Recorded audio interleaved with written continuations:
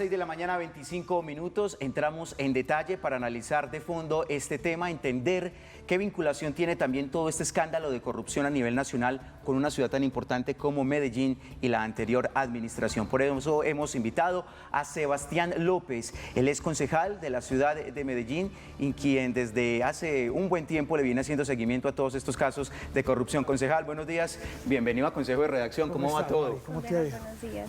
¿Cómo vas? Con el cafecito en la mano a esta hora de la mañana, está haciendo mucho Tiene que frío. ver hasta ahora. ¿Cómo ustedes tan elegantes? ¿Cómo está, concejal? Muy bien, gracias a Dios. ¿Cómo han estado? Bien, gracias. Bueno, concejal, hablar sobre todo este entramado, toda esta situación de presunta corrupción que se ha dado a conocer a través de esos testimonios, como diríamos coloquialmente, se prendió el ventilador y parece que lo que se vendría en los próximos días sería aún mayor.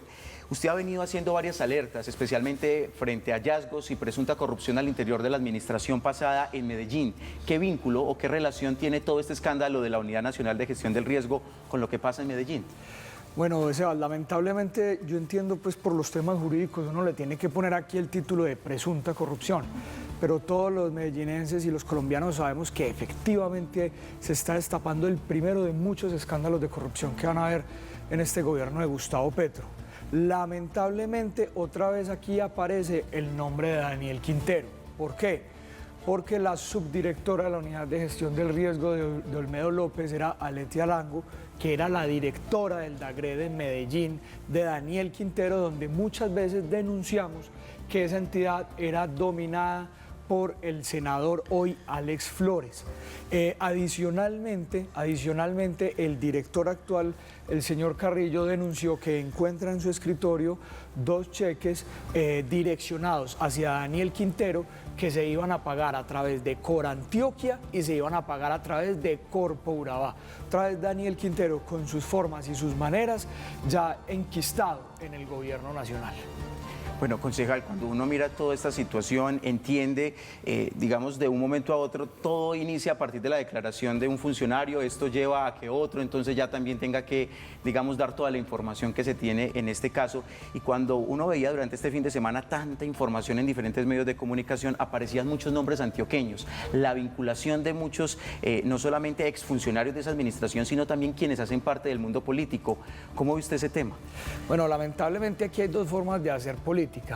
Hay gente que lamentablemente entiende la política como una empresa que tiene que buscar cómo enriquecerse de una manera supremamente rápida y cada acción política que hace es buscando una transacción, buscando un negocio para poder enriquecerse.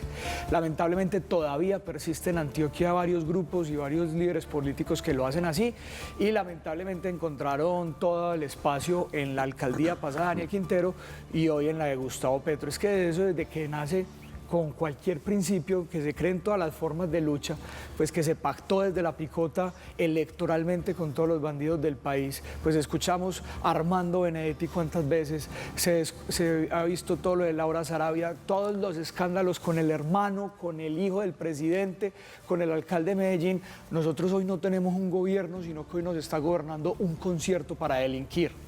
Sí, básicamente cuando uno veía las declaraciones, por ejemplo, de Olmedo, o lo que se ha dicho de Olmedo López, que era el director de la Unidad Nacional de Gestión del Riesgo, ayer cuando dice que va a colaborar con la justicia, pareciera ser que por encima de él vienen esas decisiones. Pero el presidente de la República ha dicho que todo el que cometa corrupción en su gobierno sale.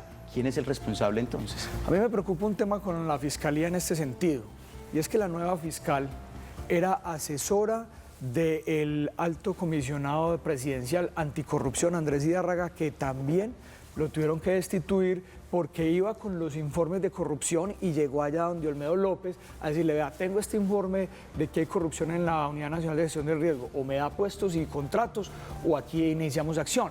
¿Qué pasa con el tema de Andrés Hidárraga? La fiscal era asesora de él y no solo eso, acaba de nombrar la esposa de ese señor como alta directiva en la Fiscalía. Yo creo que la Fiscal General de la Nación está completamente impedida para investigar eso. Entonces, realmente no tenemos claridad de quién nos va a dar razones de esta investigación.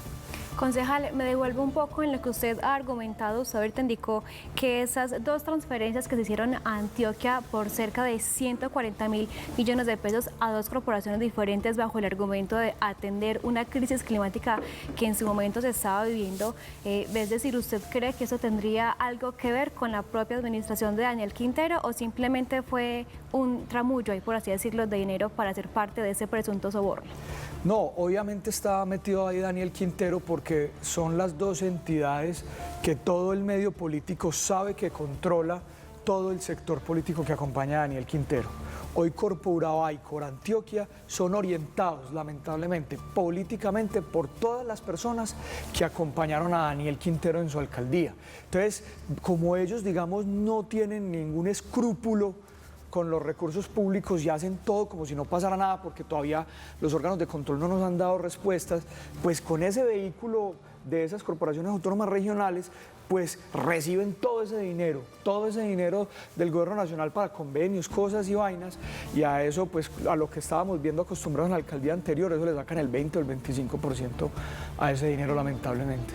Concejal, bueno, y frente a este tema o este escándalo de posible corrupción en el país, especialmente en la Unidad Nacional, ¿usted qué opina o qué posición tiene frente al tema de que esto esté salpicando incluso al presidente del Senado, al señor Name? No solo el presidente del Senado, el presidente de la Cámara. Ahí Pinilla dijo que le entregó él directamente 3.000 millones de pesos y al presidente del Senado, a través de la otra consejera presidencial, Sandra Ortiz, le entregó al presidente del Senado.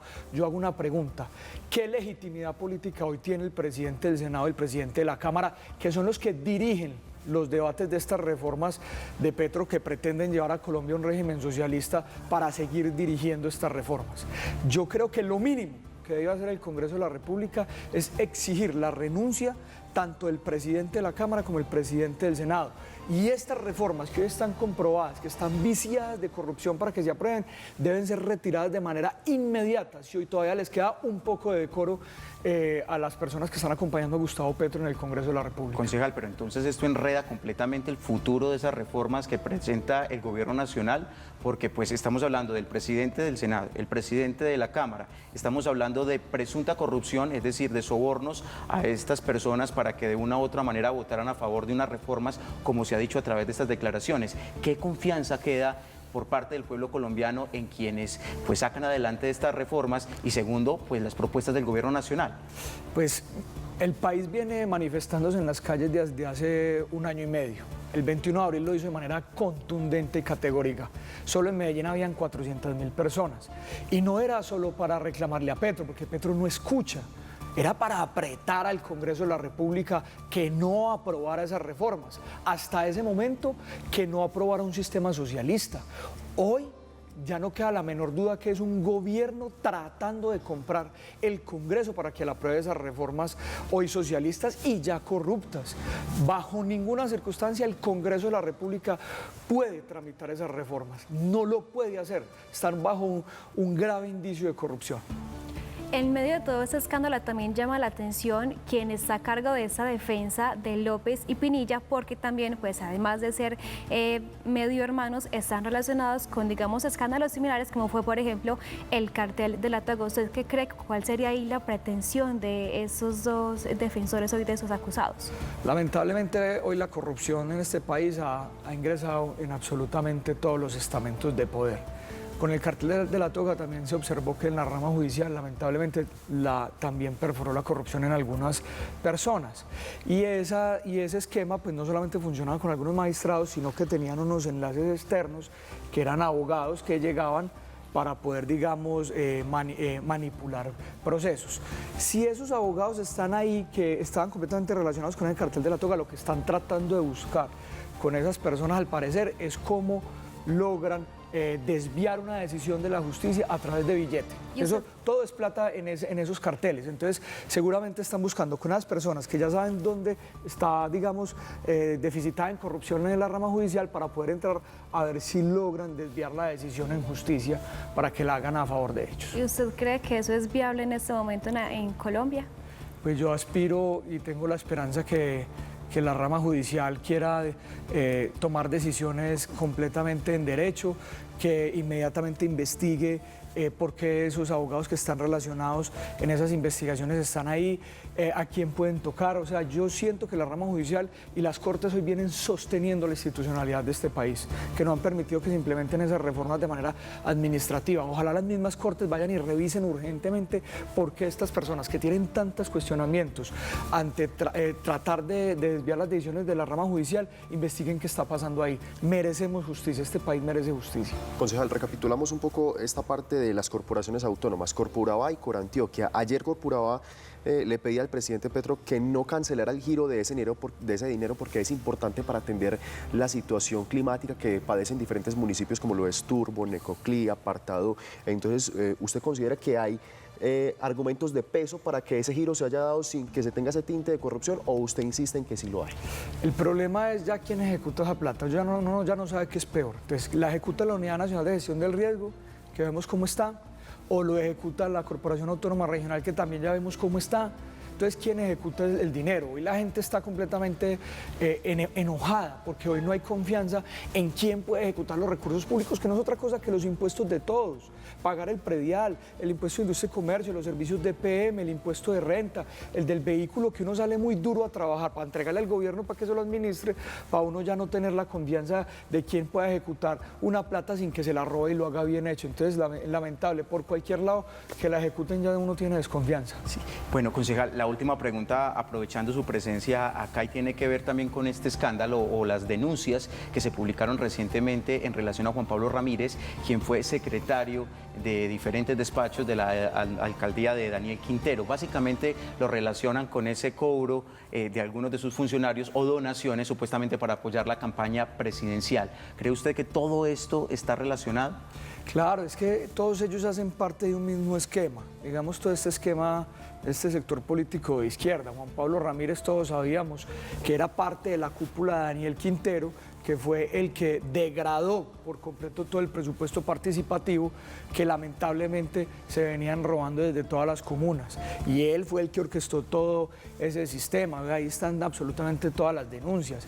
Pasó por una cantidad de secretarías, fue el que orientó toda la campaña de Petro en Antioquia, fue el que orientó todo el uso de los recursos públicos que tanto denunciamos en la campaña de Petro. Hay denuncias más o menos que se utilizaron casi 13.000 millones de pesos de la alcaldía en la campaña de Petro. O sea, hoy estamos gobernados. Estábamos gobernados en Medellín con Quintero y en Colombia con Gustavo Petro por personas que no tienen ningún escrúpulo con los recursos públicos y los usan como si fueran propios de ellos. Por eso tenemos que estar parados, firmes en poder recuperar a Colombia. Ya recuperamos a Medellín.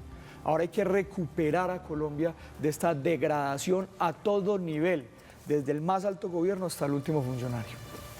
Concejal, una pregunta rápida antes de cerrar, y es, digamos, algo que queda como en el aire, digamos, es una pregunta de los colombianos, porque en el escándalo ya también está salpicada, por ejemplo, la secretaria de Transparencia o pues la consejera presidencial de Regiones. ¿Usted cree que de pronto Petro pudiese estar enterado de esos sobornos que se estaban realizando para apoyar sus reformas? Hombre, es que son dos de los consejeros presidenciales más cercanos. El presidente de la República tiene su oficina y al lado está la de los altos consejeros presidenciales. Pues a mí me queda muy difícil pues que los funcionarios que están todo el día al lado del presidente, que están haciendo eso para hacer lo que sea que pasen las reformas, él no se dé cuenta.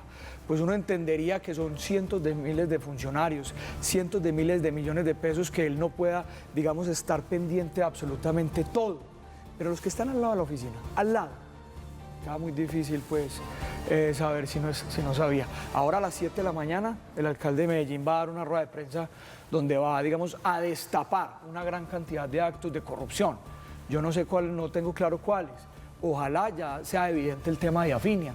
Ustedes saben que Afinia es la filial que tenía Empresas Públicas de Medellín en la costa, y hay una denuncia clara que se viene entregando desde hace años, que esa empresa la vendieron en 10 millones de dólares y que estaban cobrando todas las coimas habidas y por haber, y hoy por eso está EPM cerca de fracasar en el mercado eléctrico de la costa, porque esa empresa se la estaban robando hasta la última tuerca.